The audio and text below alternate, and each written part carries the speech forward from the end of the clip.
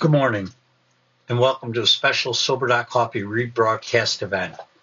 Over the next few weeks, we're going to revisit our most impactful conversations with the late Dr. John. John spent a lifetime connecting with people, sharing a compassionate view on the dis-ease of addiction in all its forms. His gentle approach provided a roadmap to sobriety for thousands and thousands of individuals, and we are honored to share the recordings he left behind for us. We hope that you enjoy the listen, embrace the lessons, and apply the learnings. Godspeed to you, and may John rest in eternal bliss. Welcome to Sober.Coffee, a weekly coffee chat sharing experience, strength, and hope for anyone on the sober road to recovery. You can download Sober.Coffee weekly on all podcast platforms and check us out on Instagram at Sober.Coffee Podcast and on Twitter at SoberCoffeePod. To learn more about us and to help support these sessions, visit online at Sober.Coffee. Here are your hosts, two guys on their own path to recovery, Mike and Glenn. Let's join them at the coffee shop. Digital Glenn, how are you?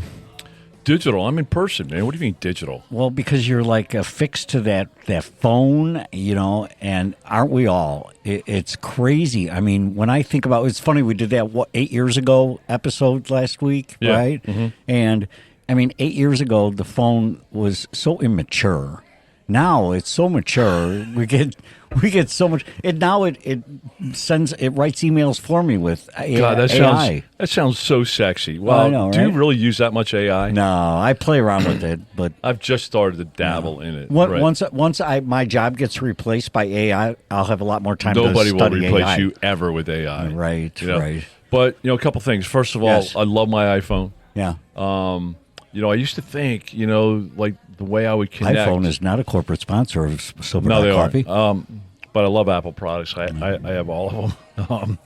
But one of the things, like years ago, early in sobriety, I would use that as kind of a stopping point throughout my day to connect with my higher power, right? Or just remind myself about sobriety. You use an iPhone to do that. Every time I plug my iPhone in to recharge it, I would just take a pause, right? Because I thought, hey, this $1 billion device needs to be recharged, so do I, right? Interesting analogy. But now that my new iPhone 14 Pro Max Superstar, whatever, it goes like 20 hours on the same battery. So now I plug in less and I figure out other things. But my iPhone does like 1,000 things, right? Mm-hmm. But I use it for 3. Yeah, right. So, I mean, that's something to think about. And then, no, I am digital. In fact, I saw a report. I get a weekly stats report from my iPhone, and was congratulating because my screen time was down last week. Oh, really? Okay. To 17 hours a day. And I'm like, are you out of your mind? I cannot be on that thing for 17 hours a day. I'm with you for a couple of those 17, and It's still going on. Still going on. Sorry for being rude. I should be more present. Yes, I apologize. A little behind the counter. Yeah. We do have the YouTube channel thing going right now. People should, if they need to, can point people to YouTube to get episodes as well. There's no video, just audio, on video tube. Right, exactly. With a cool graphic that Brian did for us here at Audio Hive, and also just to remind people that associated with the podcast are blogs that we write. And there's some content there that they might want to check out. Sometimes it's on topic. Sometimes it's just a quick sentence that happened during the course of the coffee that we unpack in a paragraph. So not to project, and not that I've been thinking about this because the idea just came to my head, but how cool would it be, man, to at some point to compile all those writings, because they're in our resource room. Right. Well, no, they're on our website, under writings. Under writings, right? I mean, they are some of the best things I've read. In fact, they are so good. I asked you if GPT was right, if they're written by artificial intelligence, because they're so. They're written by disabled or disabled intelligence mind. Man, I'll tell you, they're just very. No, it's fun. It's cathartic. It's good stuff. And, all right, so what are we doing, man? We're just bantering. I mean, we can banter for an hour if you want. Guess what? I see someone just walked into the coffee shop. I know he's a rock star. He's my, I don't have favorites, but if I had favorites, he'd be my favorite. Yeah, absolutely. So, yeah, we got Dr. John again. If you Dr. John. Just quick behind the counter, if you haven't had a chance, go back and listen. John's joined us for coffee before. Super glad he's back. John, welcome. Thank you. Thanks for having me back. Yeah, you had to GPS your way back up here because you split time in between two of our wonderful states in the United States of America. So you join us when the weather's nice, and then I see none of Dr. John. Totally. Once the snow flurries start coming, it's like, where is he? I don't know. He's gone. I guess he's gone. Once the leaves turn. Yeah. This is still home, though. Yes. Yeah, this is still home. Yeah. Good for you. Great well, to we're see glad. you, Doc. And you were part of my home journey. So just so grateful to have you. You know, we were talking a little bit before we went live here, and when I came in, and really we wrapped up our last episode with this statement. I mean, I came in, I wanted something. I wanted AA to be something I wanted my recovery to be something for me that was really, my expectations weren't in line with reality, right? I wanted a softer, easier way, and I found out that my old way was the softer, easier way that kept leading me down a path of destruction.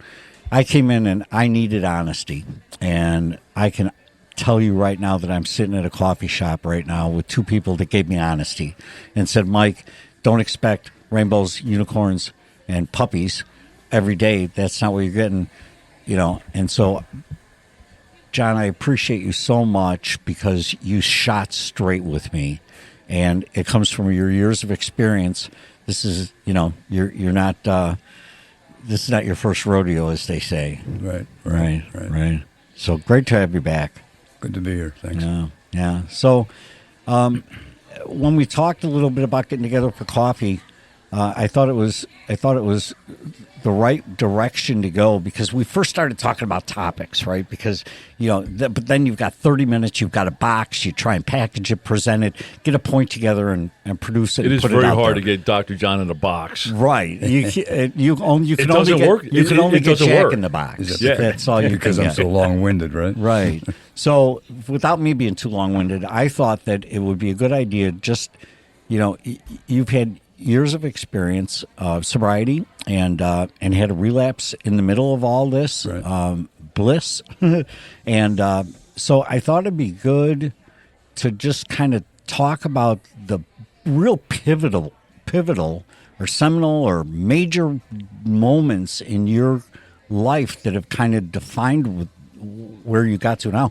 A lot of things happen in our lives that are quick to the moment, but they leave us with a lifelong impact or a directional change. Right. So do you think you can kind of unpack some of those moments for us? Yeah. If I ramble too much, just set me back on course. But I was thinking on the way here, what are we going to talk about? And of course, it's your show, you take the lead. But what was going through my head is I'm getting on in years now, you know. And as my good friend Donna says, we're all on the exit ramp. I try not to. I like that. I try not to be too morbidly preoccupied with that. But those of us who've been around for a while, and I came into AA in 1980, and although as you already pointed out, I took a little research sabbatical after 15 years. You guys called it a relapse. I called it a research sabbatical. But I have the advantage now of looking back at hindsight. You know, hindsight is insight, and I can reflect back. And I recognize now that certain things that happened along the way that at the time I didn't recognize as a seminal moment were in fact extremely impactful. A couple of them I touched on last time I was here. And I made the mistake of listening to my podcast yesterday, and I thought, oh, crap, I got nothing new to say. Plus, I sound like Pee Wee Herman when I listen to my own voice. It's like, who is that squeaky guy? Oh, I hate the sound of my voice. Oh, it's terrible. To me, my voice sounds like... Oh, so you get that? I'm Pee Wee Herman. I'm on total end of the spectrum.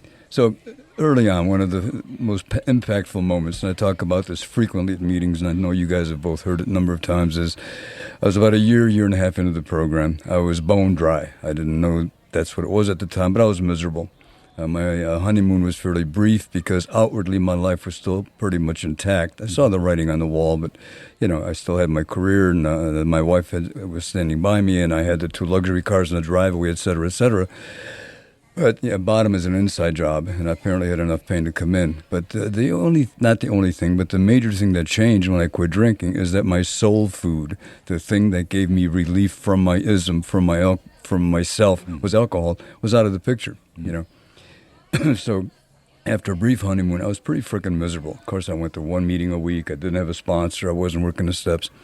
And one night, I remember like it was yesterday, Friday night, this is back in 1980, I'm walking out of the meeting, and an old-timer, looked a little bit like you, in fact. Now I'm 33, and he was probably our age. And he calls me aside, and he says, "Hey, kid, come here." And I said, "Oh." I said, "What?" He says, "You're not coming back, are you?" And I thought, well, this guy is psychic. He's psychic. Because I pretty much decided that. And I says, "No, I don't think I am." He said, "Why?" I said, "This isn't working for me." He said, "What do you mean?" I said, "I'm just not feeling all this joy and gratitude and spirituality and love." And he says, "So?" I said, "Well, so it's not working for me." He says, "Well, where'd you get the idea this is a feel-good program? Right. You want to feel good? Go get drunk. Go get high. You know how to make yourself feel good. You want to get well? Stick around." Now, not only did that save my butt at that time, that was very powerful. I said, "Oh, my God." Because like you guys were talking earlier, I thought it was going to be, I stopped drinking, everything would be wonderful. Sure. I'll become a good boy and everything will be wonderful. And that has sustained me numerous times throughout my recovery up until the present moment. Because I don't know about you guys, but my journey has not been one of feeling gooder and gooder and gooder and gooder. It's been more like up and down on an emotional level, up and down. Right. There are times when I'm filled with doubt. And there's times I ask myself, what do I go to these darn meetings for? I'm going to hear the same crap over and over. There's times I just don't feel it, And I remember what Charlie Healy said. And as a matter of fact, again, in hindsight, I have found that if I continue to do the simple basics during those dark times, when I'm not feeling it, when I just plod along, trudge along, pick up the phone when the sponsee calls, even though I feel like I have nothing to give, go to the meeting, even though when I just follow through, I've learned in hindsight that not only do I survive those dark periods, but those seem to be the periods of real growth. That's when I develop my spiritual testicles, if you will. That's when all this not Mickey Mouse, but this stuff goes from my head into your heart, into my soul. Right. So that was a very powerful That's a moment. great line. So you're not going to feel good. You're not here to feel good. You're here to get well. Is what he said. Yeah. And, a corollary of that is, and what I tell newcomers, is never assess your own progress in the program. Okay, very quickly. As you know, I worked in the field for many years. And after somebody be discharged from our 28-day program, I'd see him in the office for a follow-up. And sessions almost invariably went one of two ways. I'd say, "Mike, how's it going? How are you doing? How are you doing in your recovery?" "I'm doing great." "Oh, really? Tell me." "Oh, I feel great. The wife and I are getting along. I'm working out. I'm, working overtime. Blah blah blah blah." "Well, that's good. Are you going to your meetings?" "Well, I don't really have time for those." "Are you calling your sponsor?" "Well, he's kind of an idiot." "Are you saying your prayers?" "Well, I'm a deep thinking agnostic." I said, "Mike, I'm glad you're feeling good, and I'm glad things are going well, but I don't think you're doing well." Or conversely, "Glenn, how are you doing?" "Terrible." "What's going on?" "Oh, I'm depressed. I'm anxious. The wife and I are still arguing. My sponsor's an idiot, blah, blah, blah, blah." "Okay, are you going to those meetings, as you were told?" "Yes." "Are you calling your sponsor?" "It's a waste of time, but yeah, I call them regularly." "Are you saying your prayers?" "Even though I don't feel it, I say, you're doing all right." So feeling good and doing well are two different things. Feeling bad doesn't mean you're doing bad necessarily. Feeling good doesn't necessarily mean you're doing well. And I think it's so critical because, as we'll discuss before, we'll probably bring it up again, the vast majority of people who walk through the doors of AA don't stick around. It's heartbreaking. It's heartbreaking. Yeah, so one of the things, and you probably set the stage years ago for me for this, but what I've learned and I focus on is doing the next right thing, irregardless or regardless. I'm not sure what the right word is. It doesn't matter how I feel. Right. I just do it. If I waited for good feelings to do, I wouldn't accomplish anything. I'd be back drinking because, like you say, if you want to feel good, go buy some vodka. Right. If I do what feels good, it'll eventually feel bad. If I do what's right, it'll eventually feel good. Key word there Eventually. is eventually. Yeah. That's like sometimes slowly, right? I'm mostly slowly. Yeah. And that it reminds me of, I was about 5 years sober, roughly, And more I was thinking, what do they mean when they say work the program, work the program? Now I understand, don't drink, go to meetings, say your prayers. I got that. But on a day-to-day basis, when dealing with difficult situations, interpersonal conflicts, whatever it may be, how do you then work the program? And I was doing it to my patients and my sponsees. Are you working your program? You must not be working your program. And every time I felt bad, I thought, maybe I'm not working my program. So I checked with some old-timers. And I'd say, Frank, what do you mean when you say work the program? I get answers like, well, just work the effing program. Well, could you elaborate? Well, just work the steps. And how do with a slide rule, with a wrench, with a screw, it didn't help, okay? And then with the help of a good sponsor, what I came to is working the program, and this sounds a little boring but a little dry. Working the program, I think, means to act rightly in spite of my thoughts and feelings, okay? I'm still an alcoholic. I still tick like an alcoholic. There's still times when I'm tormented with doubt, obsessive worry. I'm still a glass or a cup half empty type guy. Mm-hmm. And I think working the program means to act rightly in spite of my thoughts and feelings. But to do that, I need your input. Mm-hmm. Okay, as Glenn just mentioned, I can't read my own label. Right. I will always have a blind spot. You know what I love? You know what I love about this? The whole work the program thing. I remember it. Just the memory came flooding back to me. I remember walking in to meetings early on, and they'd go around the room. Yeah, I'm feeling great, man. This program has worked great for me. And before I knew it, 60 minutes, it was just people saying the program worked great for them, and we were our father and then out of there. And I'm like, can somebody tell me about the program? What is the program? Yeah. And yeah. So I have to tell you a funny story. So I was in a big key business meeting this week, and we have an external investor and strategic advisor, right? And we're doing some brainstorming. And I said, hey, guys, I really value you. I said, we're right in the middle of this launch. And, I said, I really value your input and perspective because it's very hard for us to read the label on our own jar. Oh, you're using it outside No, the I said rooms. it to him. He stopped me. He goes, I've never heard that. He goes, that's amazing. Yeah. I'm like, I have some more. I'll give you one, too. And, in my last 20 years of my career, I worked at the Eligible Health Center forensic program. And every month, you'd have to staff every patient. And these were very complicated, very sick people. And you'd have $100,000 worth of expertise. There were psychologists and social workers, psychiatrists, and all kinds of specialists. And they would get into neurochemistry and psychobabble and Freud and this and that. And many a time I'd sit there and I'd listen, and something I heard at a meeting that morning would come out, like maybe the guy just has to learn to suffer a little better, or people can't read their own label, and right. They'd stop. Oh, Dr. Meisner, where did you get that? At a meeting this morning from a guy with 2 months sobriety. 2 months sobriety and a plumber. They're all waiting for some Harvard and convention, a degree in right?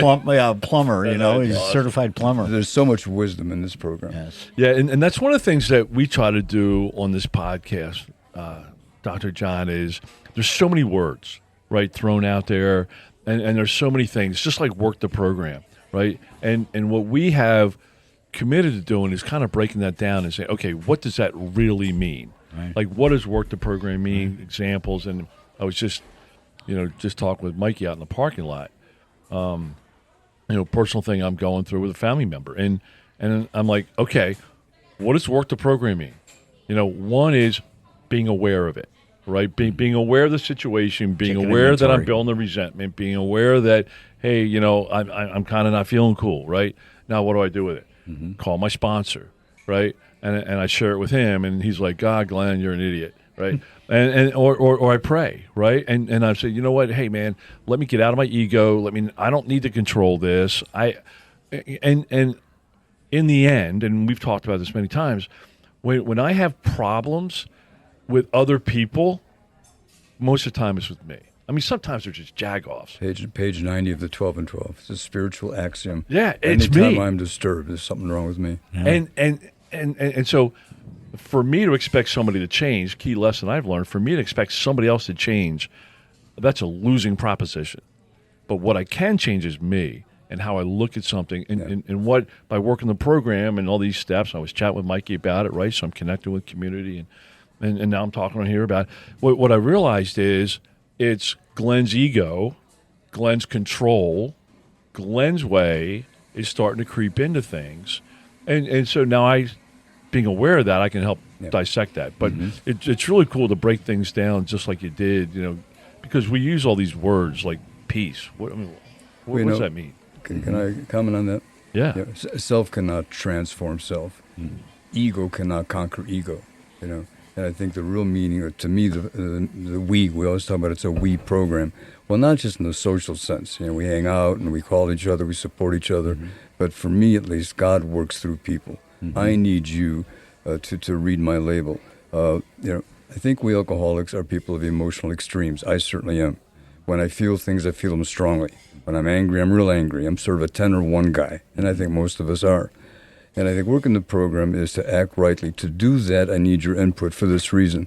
When my emotions are disturbed, no matter what the cause, whether it's situational or I'm just in one of my ism funks, disturbed emotions affect judgment.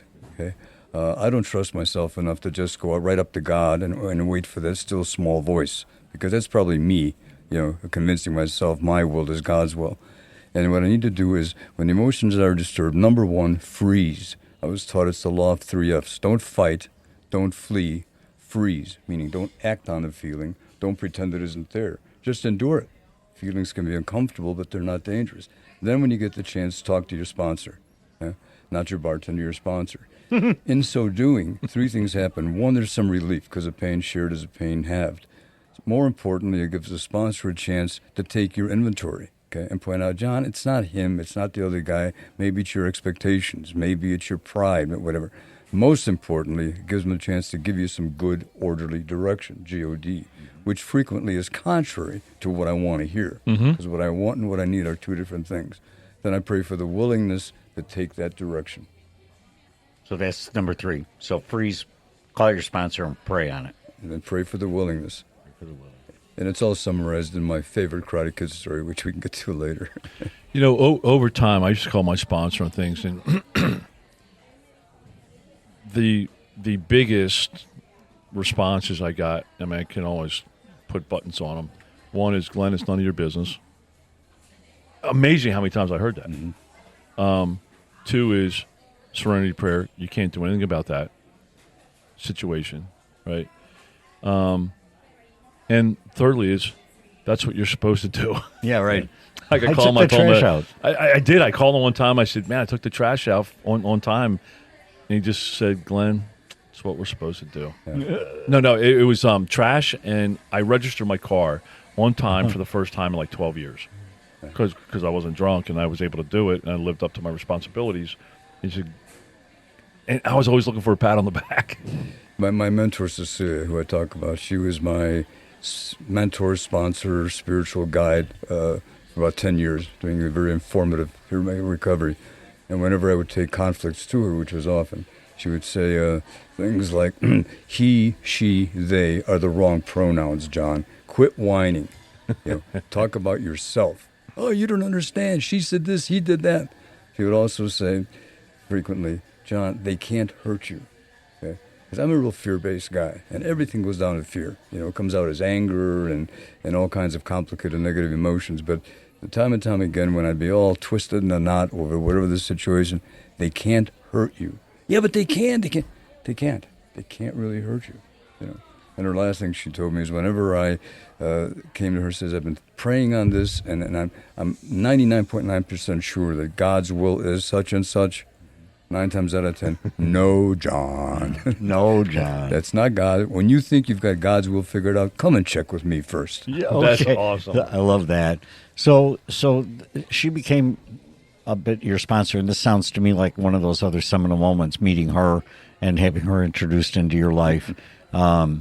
She had, what put her in the, because it blows me away like that you keep coming to meetings and are sharing your journey with guys like me who so desperately needed to hear it, right? Mm-hmm. And I always thought to myself at the time, why would a guy keep coming back here when he's got 5-8 years sobriety? What? Go live life, man. You're free, right?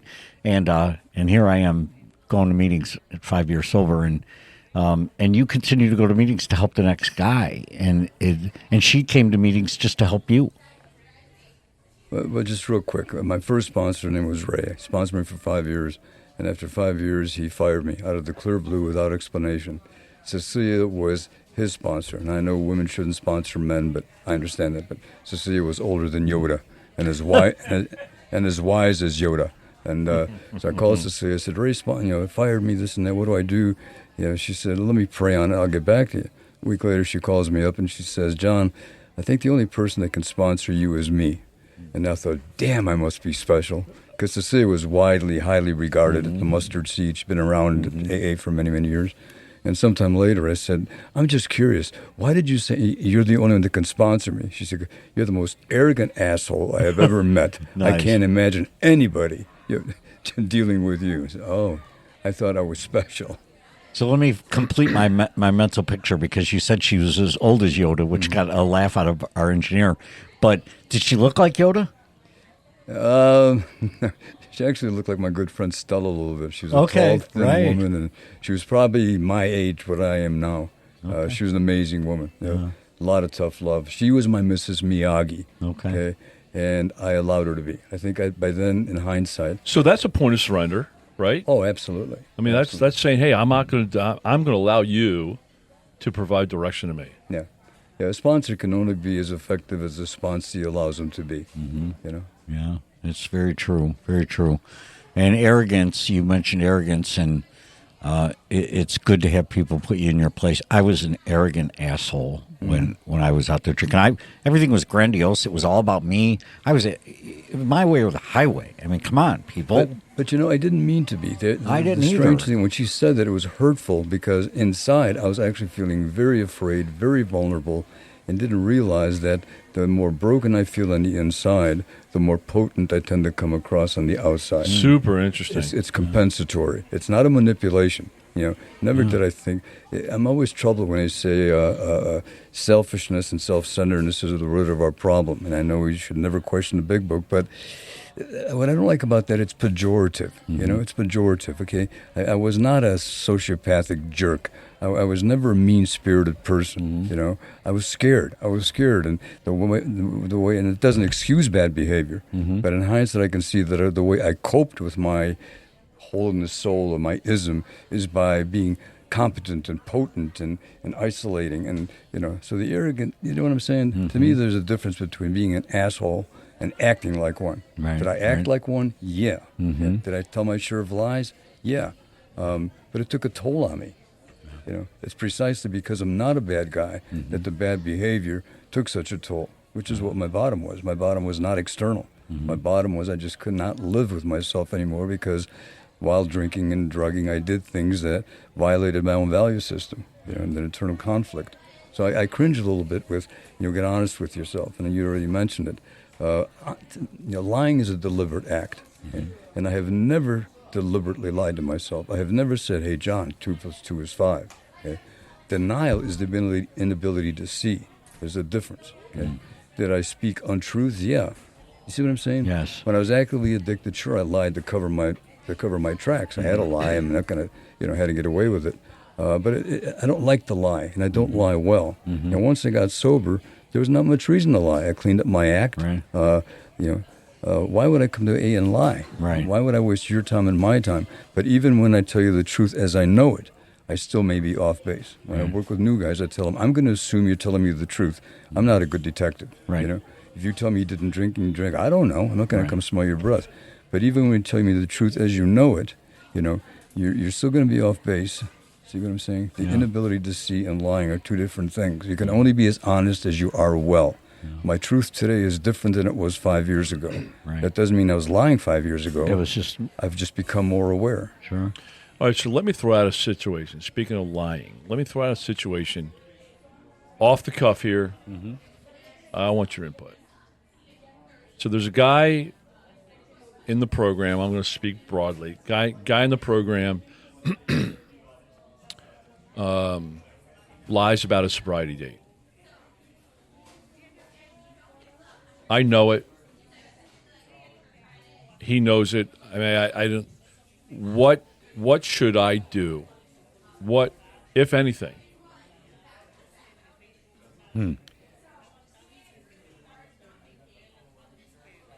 Should you confront him? Is that what you're asking? Yeah. Should I confront him?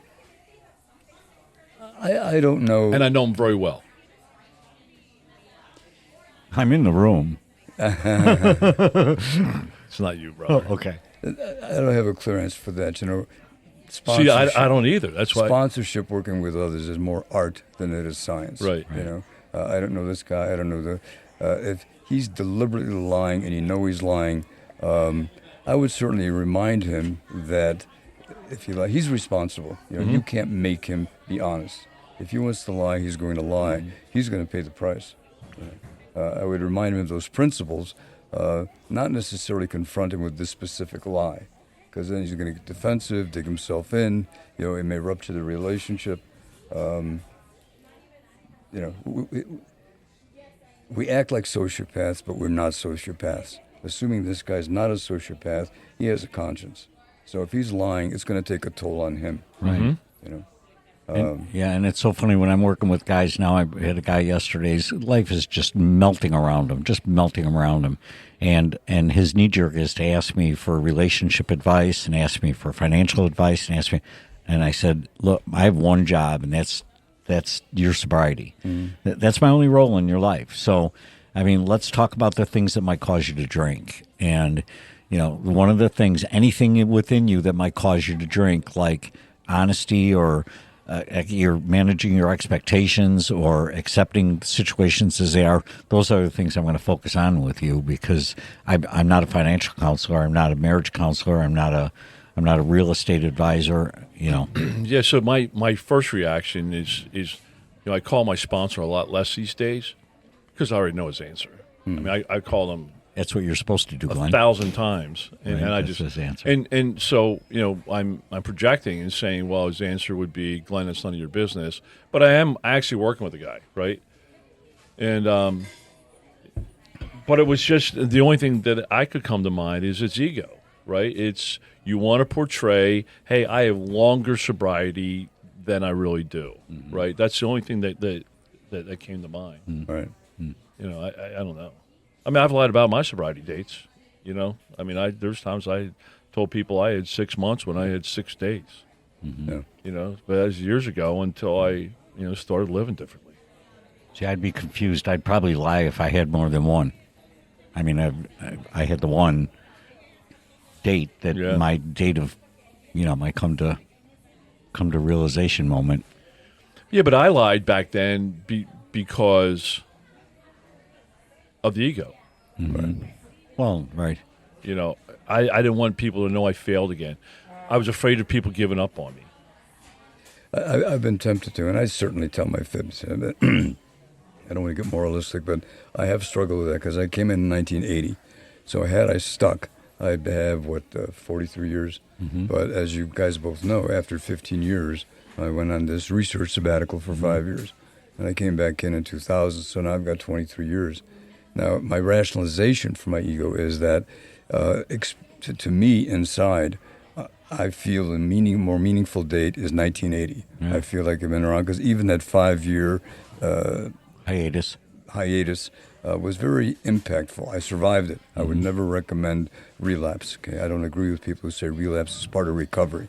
I don't think that's true. I think relapse is when you turn your back on recovery. It's like a fire alarm. I survived it, and again, in hindsight, that actually deepened my appreciation for the depth of my illness. Okay, I think that made me realize on a visceral level that my problem is not just drinking and behaving badly, but even when I put the plug in the jug, even when I clean up my act and work the steps, I still have alcoholism. I will never have alcoholism. Right. But with the sobriety dates, so I announce it, but I got 22 years, but it's a part of me. But I really have 43. Yeah, right. That's awesome. People get your pens and papers out. Here's where my brain goes. I mean, it's just crazy. So two situations. One is when you sat there and say how impactful that 5 years was for you. You know what my brain says? Glenn, you might need that. I mean, that's just where and then secondly, when guys in the room talk about doing coke and drinking, I literally, my brain says, my head Maybe trash. I should have tried that. It says, that's my answer. I struggled, because I got the shakes, and if I had done coke, and drank, it would have been different for me. That was my solution. May I suggest that you'd be dead had you tried the combination? You couldn't handle. You couldn't handle one. You were extreme on the one. I know, Hey, totally. so I'm the time master because we've talked about a couple of pivotal I know, there's lessons. probably or like 40 breakthroughs. bullet points in Yeah, there that you can chew on. can we meet for coffee again next week? Absolutely. Can we do that? Let's Sure.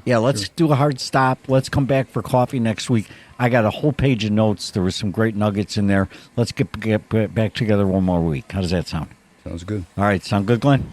Perfect, man. All right, man. Dr. John, thanks. Thanks, John. Thank you. Thanks for joining us for today's coffee chat. To contact the show, email us at podcast@sober.coffee. If you need immediate help, the AA hotline is 800-839-1686.